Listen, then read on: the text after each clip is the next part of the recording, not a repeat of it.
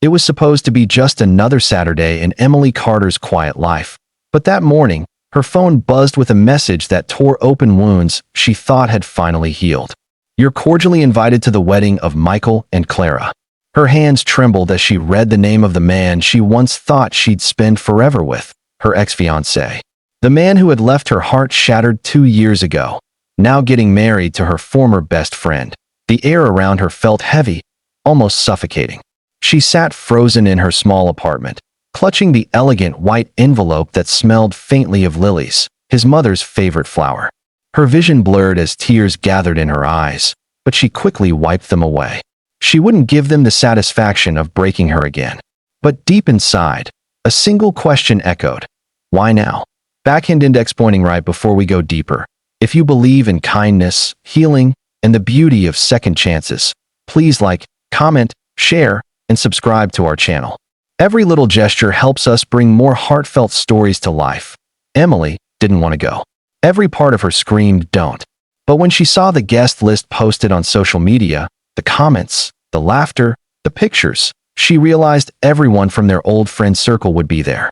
And the thought of them whispering about how she didn't even have the courage to show up made her chest ache with pride. She wasn't going to hide. She would go, and she would go with someone who'd make them all stop talking. But who? That's when she saw him, across the street, helping his little daughter fix her bike chain, Daniel Reed. The quiet single dad who lived 2 doors down. He was always kind, always patient, always grounded. She'd seen him juggling 2 jobs, raising his little girl, Mia, with warmth and strength that reminded her of something rare, stability. He was the kind of man who didn't need to say much. His actions spoke louder. An idea, wild and desperate, flashed in her mind. What if he came with me? It sounded crazy, but at that moment, her heart clung to the thought like a lifeline. She walked over, forcing a smile, and awkwardly explained her situation. To her surprise, Daniel didn't laugh or question her motives. He just nodded quietly and said, "If it helps you heal, I'll go." His voice was calm, sincere, and unexpectedly comforting. The day of the wedding arrived faster than she imagined.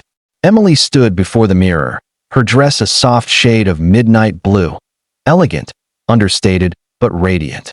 As she fastened her earrings, doubt crept in. What if this was a mistake? What if people saw through the act? But when Daniel arrived, dressed in a classic black suit with a shy smile, her nerves melted. "You look beautiful," he said softly. And for the first time in a long while, Emily felt seen. Not pitted, not compared, but genuinely seen. When they entered the grand hall, all eyes turned. The whispers started immediately, old friends nudging each other, exes exchanging glances. And then, Michael froze.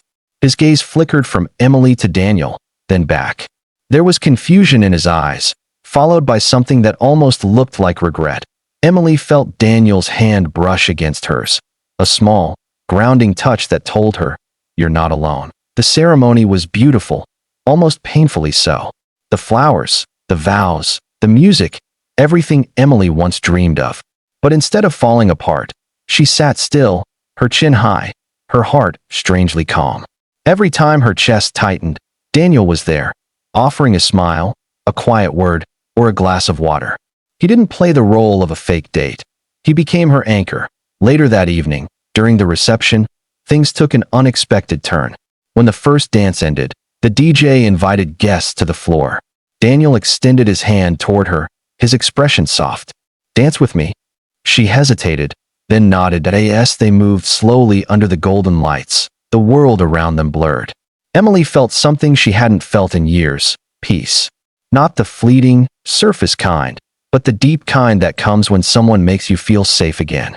And somewhere in the rhythm of that slow song, she realized, maybe healing doesn't always come from forgetting.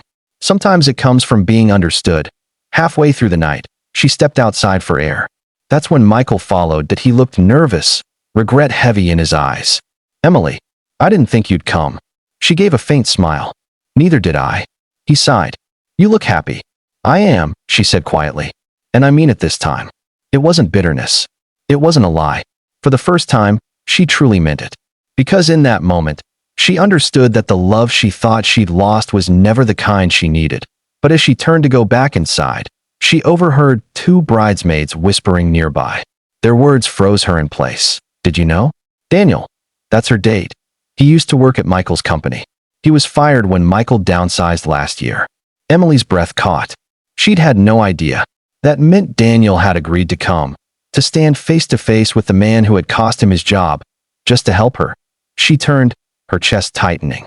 Inside, Daniel was talking to Mia, who'd been invited to the reception after one of the guests offered to babysit her for the evening.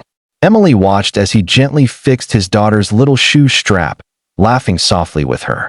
The sight made her eyes sting. He'd done all this without expecting anything in return. She walked up to him, her voice trembling. Daniel, you didn't tell me about Michael. He shrugged slightly, his smile humble. It didn't matter. What mattered was helping you face your pain. Her heart ached in the best way. That night, as the music softened and people began to leave, Daniel offered to walk her home. The street was quiet, the night air cool and calm. As they reached her doorstep, Emily turned to him, her eyes filled with tears she could no longer hold back. You could have said no, she whispered. You didn't have to do any of this. I know, he said. But maybe we both needed a little closure tonight. Something shifted between them in that moment. It wasn't grand or cinematic. It was gentle, human, and real. He smiled, the kind that said everything words couldn't. Good night, Emily. She watched him walk away, his daughter's hand in his, and for the first time in years, she felt her heart beating for someone again, not out of pain, but out of hope. In the days that followed, Emily found herself thinking about Daniel often. His quiet strength, his kindness, the way he carried his past without bitterness. So one afternoon, she baked cookies, the same kind Mia loved, and walked to his door. When he opened it, surprise flashed across his face. I just wanted to thank you, she said softly, for reminding me that there are still good people in the world. Daniel smiled. You don't need to thank me. I do, she whispered, because you showed me what love really looks like.